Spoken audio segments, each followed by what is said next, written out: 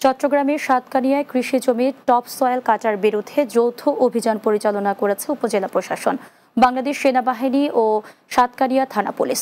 উপজেলার ছদাহা ইউনিয়নের ৫ নম্বর ওয়ার্ডের হাজিরখিল এলাকায় এই অভিযানে নেতৃত্ব দেন উপজেলা নির্বাহী অফিসার ও এক্সিকিউটিভ ম্যাজিস্ট্রেট বিলচন বিশ্বাস।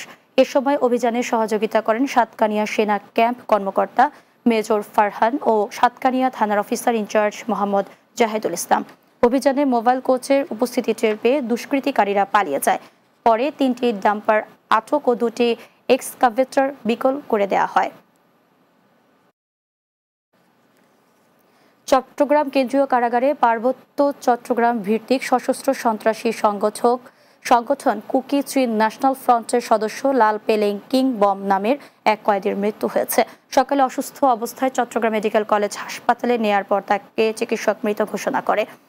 তিনি উপজেলার বেথেল পাড়ার বাসিন্দা। চট্টগ্রাম কেন্দ্রীয় কারাগারের senior jail super Iqbal Hossain জানান, সকালে কারাগারের কর্ণফুলী ভবনের 15 নম্বর ওয়ার্ডে লাল পেলেং চিৎকার শুরু করেন। পরে কারারক্ষীরা তাকে কারা হাসপাতালে নিয়ে যান। এরপর কারাগারের প্রাথমিক চিকিৎসা শেষে চট্টগ্রাম মেডিকেল কলেজ হাসপাতালে পাঠানো হয়। সেখানে চিকিৎসক হৃদরোগে আক্রান্ত হয়ে তার মৃত্যু হয়েছে বলে উল্লেখ করায়।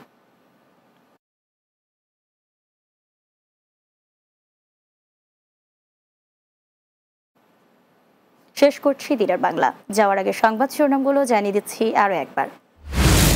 কারো দল গোছানোর জন্য নির্বাচন বিলম্বিত হতে পারে না, মন্তব্য নজরুল ইসলাম খানের। দেশে ভয়াবহ সংকট চলছে বললেন ফারুক। ঢাবি শিক্ষার্থীর সামনের হত্যাকারীদের গ্রেফতারে 48 ঘন্টার আলটিমেটাম সাধারণ ছাত্রদের। 4 দফা দাবিতে গণ অনশনে জবি শিক্ষক শিক্ষার্থীরা। সবজিতে স্বস্তি ফিরলেও বেড়েছে ডিমের দাম, ব্রয়লার ছাড়া অন্য মুরগির বাজারও চড়া।